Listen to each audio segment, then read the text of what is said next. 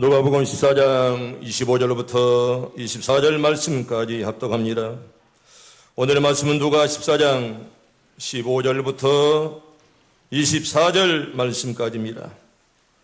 누가 14장 15절부터 우리 천천히 같이 합독합니다. 함께 먹는 사람 중에 하나가 이 말 듣고 이르되 무릇 하나님의 나라에서 떡을 먹는 자는 복되도다 하니 이르시되 어떤 사람이 큰 잔치를 베풀고 많은 사람을 청하였더니 잔치할 시각에 그 청하였던 자들에게 종을 보내 이르되 오소서 모든 것이 준비되었나이다 하며 다 일치하게 사용하여 한 사람은 이르되 나는 밭을 샀음에 아무래도 나가 보아야 하겠으니 청컨대 나를 양해하도록 하라 하고 또 한 사람은 이르되 나는 소 5겨리를 샀음에 시험하려 가니 청컨대 나를 양해하도록 하라 하고 또 한 사람은 이르되 나는 장가 들었으니 그러므로 가지 못하겠노라 하는지라 종이 돌아와 주인에게 그대로 고하니 이에 집주인이 노하여 그 종에게 이르되 빨리 시내의 거리와 골목으로 나가서 가난한 자들과 몸 불편한 자들과 맹인들과 저런 자들을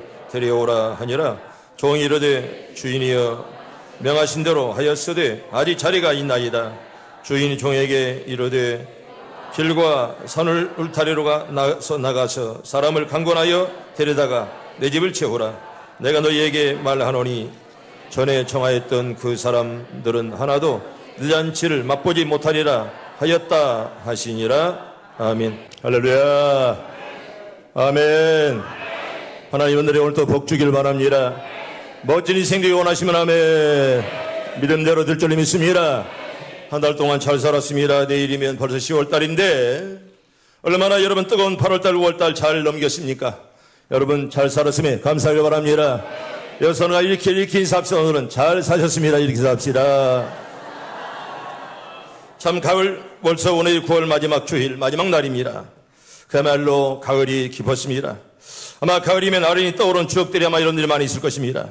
어린 시절에 바구니를 지고 밭에 가신 어머니가 돌아오시면 빨갛게 익은 고추랑 시험을 길게 늘어뜨린 옥수수랑 그리고 고추밭 고랑에 정말 몇 포기 심어놓은 가지랑 오이를 따담아 한 바구니 무겁게 이고 오시면 온 식구가 마을 위에 마주 앉아 푸짐해진 찬거리에 저녁 밥상과 요깃걸 나누던 아마 그때 그 추억들이 아마 다 있을 것입니다.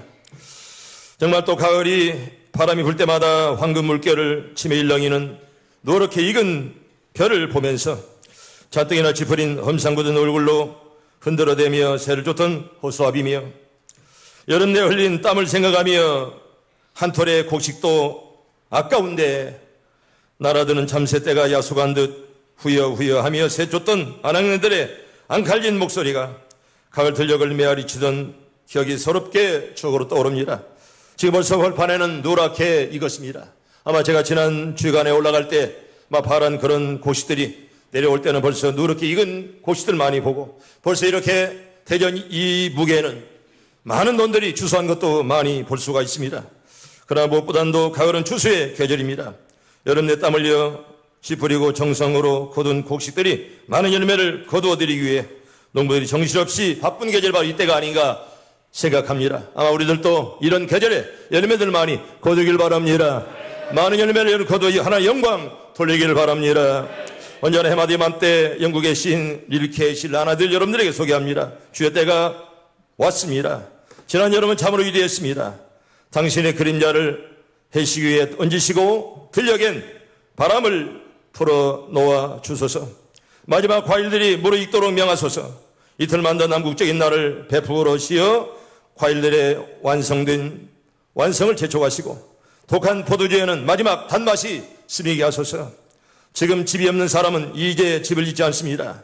지금 혼자인 사람은 그렇게 오래 남아 깨서 책을 읽고 긴 편지를 쓸 것이며 낙엽이 흩날리는 날에는 가로수들 사이로 이리저리 불안설에 헤매일 것입니다. 여러분 우리나라 유명한 시인 김영순 시인의 가을의 기도라는 시가 있습니다. 가을에는 기도하게 하소서. 낙엽들이 지는 때를 기다려 내게 주신 겸한 모국어로 나를 채우소서. 가을에는 사랑하게 하소서. 오직 한 사람을 택하게 하소서.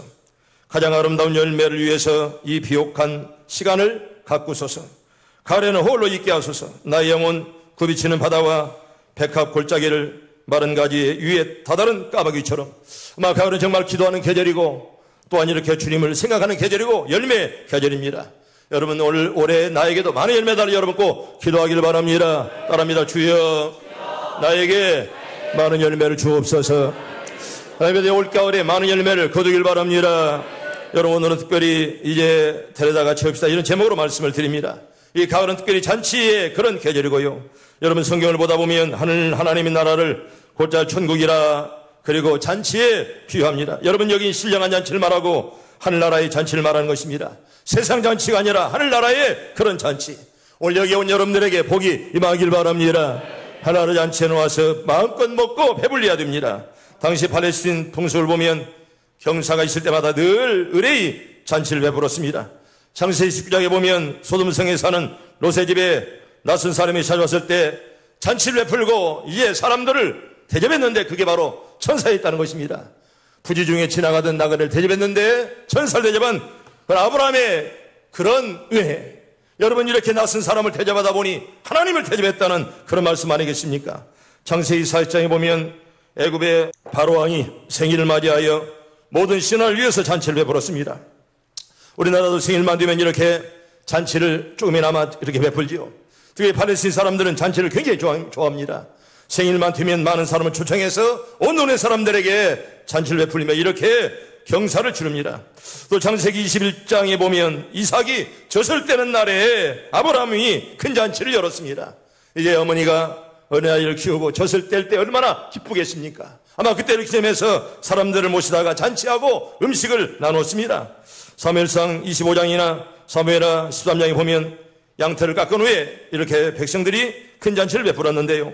여러분 그 당시에 이제 농경사였습니다. 양을 많이 쳤습니다. 그래서 양을 깎는 날에는 털을 깎는 날에 많은 사람 불러다가 털을 깎았습니다. 그리고 깎은 후에는 의리 잔치를 베풀고 음식을 나누며 떡을 나누면서 이렇게 온 주민들이 즐겼습니다.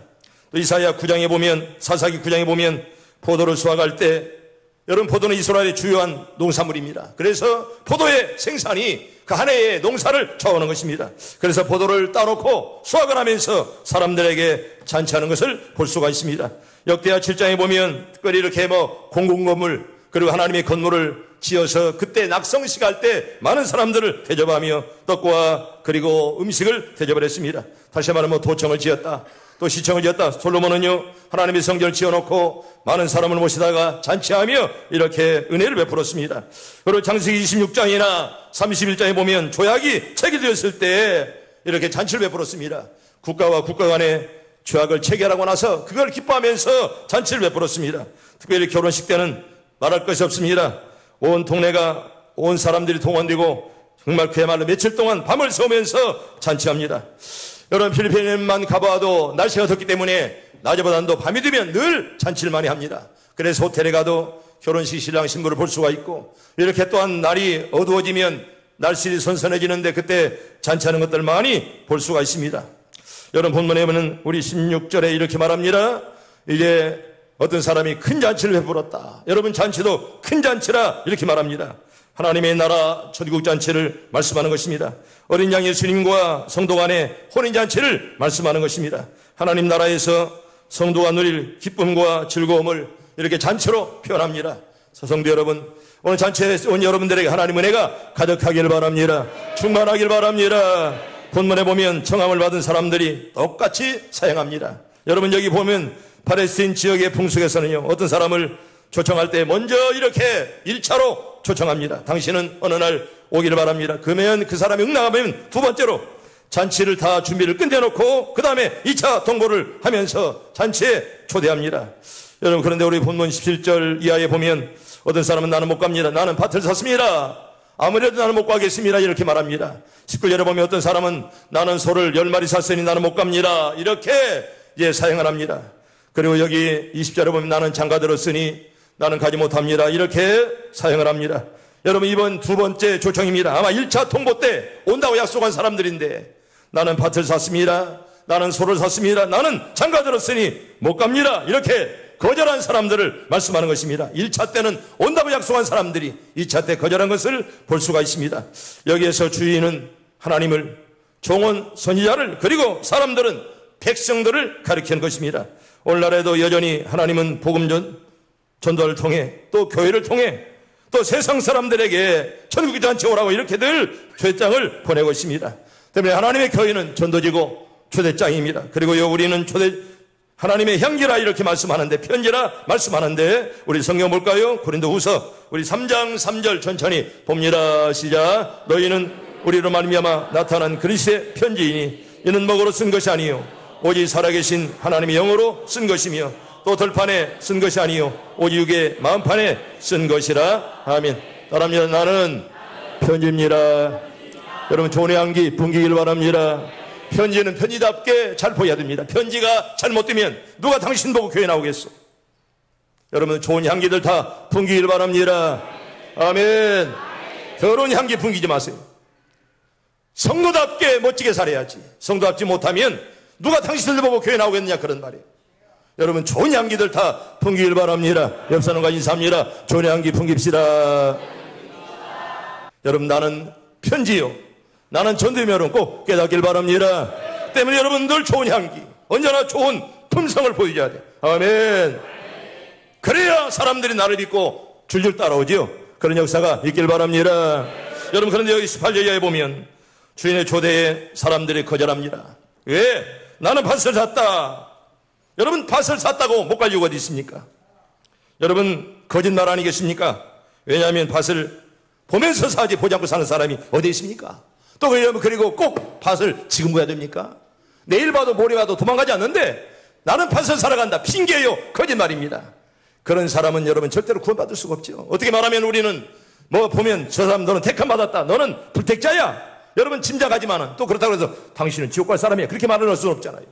우리는 꾸준히 그래도 전도해야 되고, 그래도 예수 믿읍시다. 우리는 그렇게 전도할 수밖에 없습니다. 두 번째는 나는 소 5개를 샀으니 목격이라는 것입니다. 왜? 시험하러 가겠다는 것입니다. 여기 바로 5개란 말은 이제 결의는 2마리를 말하는 것이기 때문에 아마 10마리 샀을 것입니다. 여러분, 소 살 때 보고 사잖아요. 장녀님 안 그래요? 보고 사지. 덥석 준 돈만 먼저 준 사람이 어디 있겠습니까? 마찬가지예요. 거짓말입니다. 이미 속값을 지불했고 다 보고 샀는데 이제 오라 하니까 나는 소 때문에 못 가겠습니다. 여러분, 돈 때문에 예수 믿고 돈 때문에 교회 따라하는 자와 똑같다, 그런 말입니다. 그 다음에 여러분, 세 번째는 나는 장가 들었으니 못 가겠다, 이렇게 말합니다. 여러분, 장가 가겠다고 장가 갔는데 잔치 못 할 이유가 어디 있습니까? 오히려 아내를 잔치집에 데려가서 오히려 소개하고 친교하도록 하는 것이 얼마나 좋을 텐데, 여러분, 이렇게 비택자들은, 택함하지 못한 자는 이런 핑계 저런 핑계를 대면서 하나님의 잔치에 오기를 거절하는 것입니다. 때문에 이들의 이유는 하나같이 주인의 초대를 응하기 싫은 마음에서 나온 설득이 없는 그런 이유라고밖에 말할 수가 없습니다. 이런 사람은 결코 하늘나라의 기쁨을 맛볼 수가 없습니다. 나 여러분들 오늘도 하늘나라의 기쁨을 맛보길 바랍니다. 여러분, 이게 바로 성도의 자세고 성도가 걸어가는 길입니다. 오늘 본문 볼까요? 우리 21절 우리 봅니다. 21절 우리 천천히 같이 봅니다. 시작. 종이 돌아와 주인에게 그대로 고하니 이에 집주인이 노하여 그 종에게 이르되 빨리 시내의 거리와 골목으로 나가서 가난한 자들과 몸 불편한 자들과 맹인들과 저런 자들을 데려오라 하니라. 아멘. 아마 아까는 좀 부자들 그리고 있는 사람들을 초청했고, 이제는 여러분 초청하는 자들이 바뀌었습니다. 어떤 자들이 왔죠? 가난한 자들, 또 몸이 불편한 자들, 또 맹인들, 눈이 안 보이는 자들, 또 저는 자들, 이런 자들을 데려왔습니다. 여러분, 이 잔치에 참여하는 자들이 오히려 이런 사람들로 바뀌었다는 것입니다. 오히려 가난한 자들로, 몸이 불편한 자들로, 또 맹인들로, 저는 자들이 오히려 하나님의 잔치에 왔다는 것입니다. 사실 그들은 주인의 잔치에 참여할 아무런 자격 없는 그런 사람들이었습니다. 그럼에도 불구하고 이들은 잔치에 참여하는 영광을 누렸다는 사실이 얼마나 아름다웠습니까? 이게 바로 하나님의 은혜 아니겠습니까? 성도 여러분, 하나님 앞에서는 영적으로 가난하고 겸손한 자들, 늘 신실하고 순종하며 말씀을 사모하는 자들만이 하나님의 전장치에 참여할 수가 있습니다. 할렐루야. 하나님이 놀라운 하나님의 축복의 자리에 참여하는 복이 다 있길 바랍니다. 하나님의 전국잔치는 사실은요, 내가 오고 싶어도 오는 것이 아니라 하나님 날 여기까지 이끌어 준 줄로 믿습니다. 감사하길 바랍니다. 하나님의 전국잔치에 왔기 때문에 얼마나 감사합니까? 우리 본문 14장 우리 23절 봅니다. 시작. 주인이 종에게 이르되 길과 산을 울타리로 나가서 사람을 강권하여 데려다가 집을 채우라. 아멘. 어떻게 하여? 강권하여. 이 강권하는 바는 이따 조금 설명했건만은 굉장히 특이한 말씀입니다. 여러분, 사회적으로 따돌림 받은, 사실 말하면 가난한 자들, 몸이 불편한 자들, 또 맹인들, 저런 자들만이 이렇게 잔치에 왔다는 것입니다. 어쩌면 따돌림 받은 자들이 하나님의 천국 잔치에 왔다는 것입니다. 사회의 냉대 속에 살아가는 자들이 하나님의 은혜로 하나님의 성전을 찾아 나왔다는 그런 말입니다. 아마 이들을 찾기란 쉬운 일이 아닐 것입니다. 여러분, 이들은 피해의식이 많은 사람들이죠. 좀 미안하지만은 몸이 불편한 사람들, 조금만 건드려도 이제 막 그냥 피해의식을 가지고 굉장히 그냥 신경을 곤두세웁니다. 오히려 자기가 약하기 때문에 나는 인정해야 되는데 약한 자에게 조금만 만지면 나를 취급하느냐, 이렇게 피해의식들이 많은 것입니다. 그래서 어릴 때부터 불편하게 자란 사람들, 또한 이렇게 정말 그런 가정에 자라난 자들의 성격이 이상한 것을 우리가 많이 볼 수가 있건만 우리가 이해해야 됩니다. 그래서 정상인 사람들 이해하고 참 어려운 사람들 우리가 도와주는 그런 마음을 우리가 늘 가져둡니다. 그런 사람들은 피해의식에 굉장히 적기 쉽습니다. 가난한 사람들, 또 몸이 불편한 사람들, 맹인들 말입니다. 또한 저는 자들, 조금만 말해도 쉽게 상처받습니다. 때문에 그들을 격려하는 것이 우리의 임무라고 생각되어집니다. 여러분, 이들은 정말 이들을 찾아서 오히려 강권하여 데리고 오라, 이렇게 우리 주님이 말씀을 하십니다. 그 다음에 우리 24절 봅니다. 24절 시작. 내가 너희에게 말하노니 전에 청하였다면 그 사람들은 하나도 내 잔치에 맛보지 못하리라 하였다 하시니라. 아멘. 오히려 부자들, 오히려 잘난 사람들은 다 거절했습니다. 여러분, 나는 돈을 샀다, 나는 밭을 샀다, 다 부자들 아니겠습니까? 그런 자들이 거절하니 오히려 우리 주님은 가난한 자들, 불편한 자들, 맹인들, 그리고 저는 자들 데려오라, 이렇게 말씀을 하십니다. 여러분, 우리가 이 말씀 가만히 보면 하나님의 은혜 가운데 사는 자들입니다.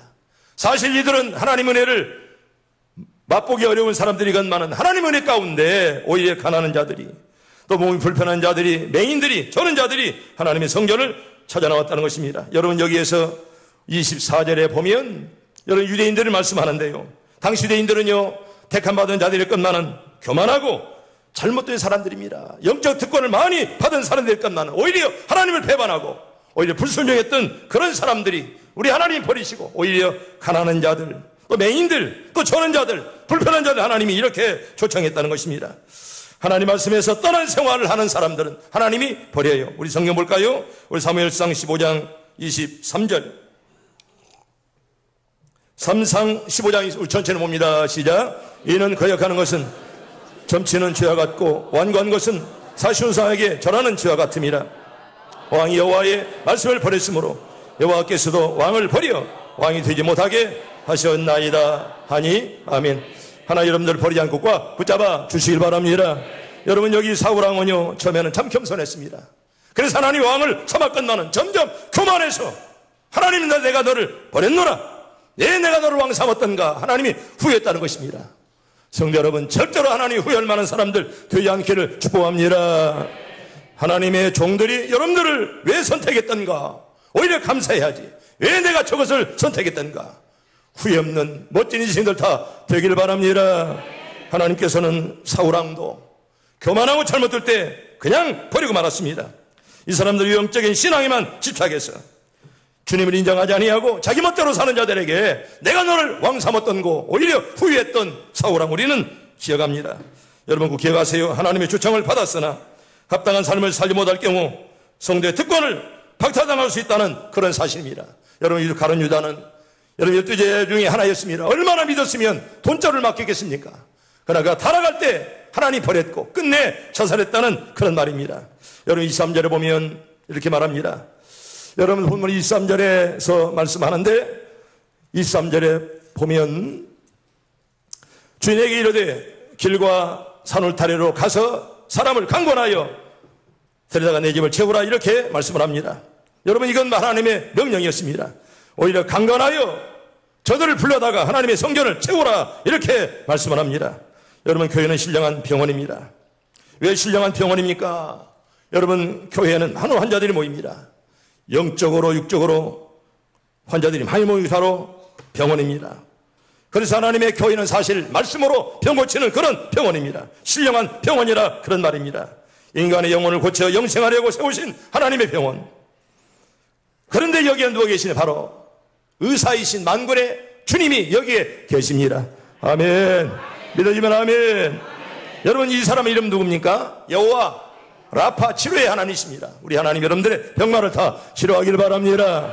치료의 하나님이 여기 계십니다. 연약한 거 진히 담당하시고 건강한 자에게는 의원이 쓸데없습니다. 병든 자에게라야 의원이 쓸데있습니다. 오늘 또 믿음을 가진 여러분들에게 기적이 나타나길 바랍니다. 오늘 또 재단에 나와서 여호와 라파의 치료 하나님께서 역사할 줄로 믿고 또 하나님께서 여러분들 영과 육을 다 치료해 주시길 바랍니다. 또한 이 병원에는요, 영과 육체의 병을 고치는 말씀의 명약이 있습니다. 시편 19편에 보면 하나님 말씀은 영혼을 소성케 하고 우울한 자를 지롭게 하며 말씀은 마음을 기쁘게 하며 어두운 눈을 환하게 밝게 한다, 이렇게 말했습니다. 성도 여러분, 눈이 밝아지길 바랍니다. 환해지길 바랍니다. 하나님의 말씀은 소성케 한다, 우리 영혼을 소성케 만든다, 이렇게 말씀을 하죠. 뿐만 아닙니다. 거리의 불량배, 깡패, 또 교도소의 죄수들, 예수를 만나고 말씀을 들음으로써 변화받아 새 사람 되는 사람 얼마나 많이 있습니까? 깡패가 변해 새 사람 되고 죄인들이 변해서 새 사람 되는 역사가 얼마나 우리 가운데 많으냐, 그런 날입니다. 성도 여러분, 우리 주변에 고침을 받아야 될 사람들이 얼마나 많이 있습니까? 그들을 그냥 둔다면 인간 쓰레기, 지옥으로 들어가 멸망당할 수밖에 없을 것입니다. 그러면 우리가 늘 데려다가 이 신령한 병원에서 육체와 영혼을 깨끗게 고침받게 하는 여러분들 다 되기를 바랍니다. 우리 찬양 하나 부르고 말씀을 전합니다. 구원열차, 우리 찬양 부릅니다. 박수하면서 심차게 부르겠습니다. 나는 구원열차 올라타고서 하늘나라 가디요 빵빵 죄악력 벗어나 달려나가다 다시 내리지 않죠. 좌표 필요 없어요. 주님 차장 되시니 나는 염려 없어요. 빵빵 나는 구원 열차 올라타고서 하늘나라 가디요. 나는 구원 방주 올라타고서 하늘나라 가디요. 뿡뿡 험한 시연 물결 달려들어도 전혀 겁내지 않죠. 뱃삭 필요 없어요. 주님 선장 되시니 나는 염려 없어요. 뿡뿡 나는 구원 방주 올라타고서 하늘나라 가지요. 할렐루야. 여상하이 삽니다. 하늘나라 갑시다. 두 번째로, 교회는 신령한 잔치집입니다. 여러분, 잔치집에는 사람이 있어야죠. 언제나 음식은 많은데 사람이 없다. 얼마나 그 잔치가 쓸쓸하겠습니까? 여기 바로 데려다가 채워라, 여기 강권하라, 이 말은요, 강력하게 권하다, 그런 말이고, 영어는 프레싱, 눌러서 팔을 비틀어서라도 데려오라, 그런 말이에요. 팔을 어떻게 해서? 비틀어서라도. 여러분, 팔을 비틀어 데려오면 가만히 있겠습니까? 그런 정도로 강권해서 데려오라, 그런 말입니다. 따라합니다. 강권하여 데려옵시다. 여러분, 이렇게 팔을 비틀면 성질내죠. 잘 강권해서, 잘 설득해서 데려오라, 그런 말입니다. 여러분, 잔치라고 다 복된 것이 아닙니다. 아무 잔치나 가서는 안 됩니다. 때는 언제나 늘 목사는 말하죠. 아무 데나 가지 마라. 언제나 목사에게 허락받고 가라. 늘 그렇게 말하는 거예요. 잔치라고 해서 다 잔치가 아닙니다. 여러분, 중국 은나라의 주왕은 잔치하다가 망했습니다. 바벨론의 벨사살 왕도 잔치하다가 여러분 망했습니다. 그러나 하나님의 부신 교회 잔치는 수천 년을 계속하는 복되고 영생시키는 그런 잔치입니다. 누구든지 내게로 와서 먹고 마시라. 나를 먹는 자는 영원히 살리라. 아멘. 나는 하늘에서 내려온 영원한 양식이라. 이 물을 먹는 자는 다시 목마르니와 내가 주는 물을 먹는 자는 영원히 목마르지 아니하리니 나의 주는 물은 그 속에 영생하도록 수원한 뭐가 되리라? 샘물이 되리라. 따라합니다. 샘물이 되리라. 여러분의 마음속에 샘물이 넘치길 바랍니다. 샘물이 솟아오르길 바랍니다. 샘물이 솟아오르도록 여러분들 기도하시고, 오늘도 나에게 은혜 달라 여러분 기도하시고, 나는 여러분들이 믿은 대로 꼭 될 줄로 믿습니다. 여러분, 믿는 사람들은요, 이 신령한 잔치집에서 배부르게 먹여야 됩니다. 아멘. 아멘. 배부르게 먹길 바랍니다. 여러분, 먹을 때도 보면 맛있게 먹는 사람 보면 더 주고 싶잖아요. 그런데 그냥 깨짱깨짱하고 말입니다. 이런 사람은 먹는 것도 뺏고 싶어요.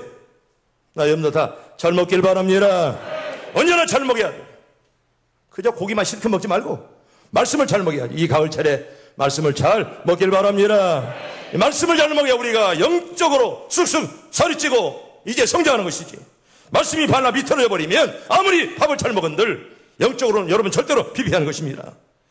이 복음을 모르고 거리에서 방황하는 길 잃어버린 사람들은 데려다가 신령한 잔치에 와서 먹게 만들고 영생하는 생수를 먹을 수 있도록 여러분들이 잘 이 가을철에 안내하길 바랍니다.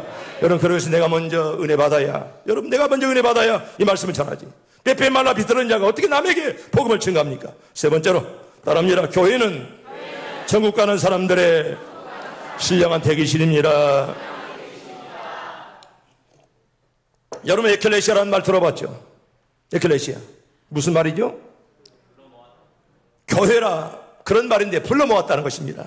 헬라 말로 에클레시아. 따라합니다. 에클레시아. 신약을 공부해야 이 말씀을 알 수가 있어요. 에클레시아. 이 말은 교회다 그런 말입니다. 에크는 밖으로, 칼레오는 내가 부르다 그런 말입니다. 다시 말하면 교회란 말은 죄악성에서 나를 풀어냈다 이런 말입니다. 나는 죽어야 마땅할 죄인들인데 우리 하나님 나를 풀어내서, 아멘, 감사하기를 바랍니다.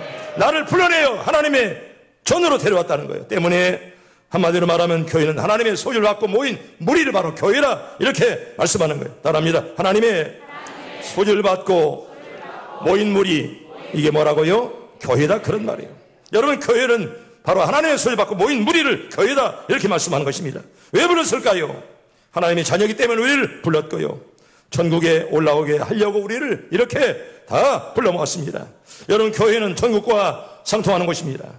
하나님께서 교회와 천국 사이에 신령한 사닥다리를 놓아 주었다는 그런 말씀이지요.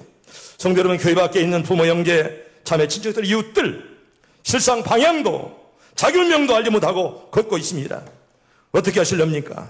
길 잃어버린 사람들, 버려진 사람들, 이 불쌍한 영혼들 여러분 어떻게 하시렵니까?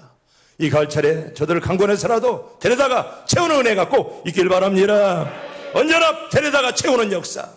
정말 내버려두면 지옥 가는데 저들의 영혼을 우리가 사랑해서 저들을 강권해서라도 끌어내서 말입니다. 채우는 그런 은혜 말입니다. 사람을 강권하여 데려다가 내 집을 채우라 이렇게 말하죠. 따라합니다. 사람을 강권하여 데려다가 내 집을 채웁시라. 이게 바로 하나님의 명령이고 하나님의 어명입니다. 하나님께서 그렇게 우리에게 말씀을 하십니다.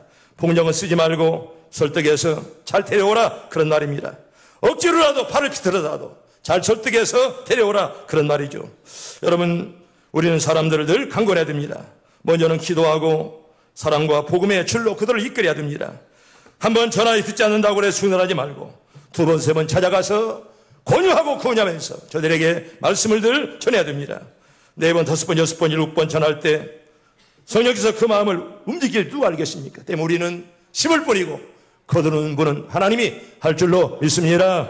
우리 성경 볼까요? 다니엘서 12장 3절 이 말씀만 보고 마칩니다. 다니엘 12장 3절 봅니다. 시작. 죄 있는 자는 궁창의 빛과 같이 빛날 것이요 많은 사람을 옳은 대로 돌아오게 한 자는 별과 같이 영원토록 빛나리라. 아멘. 따라합니다. 많은 사람을 옳은 대로 돌아오게 한 자는 별과 같이 영원토록 빛나리라. 별처럼 영원히 빛나길 바랍니다. 그런 인생들 되길 바랍니다.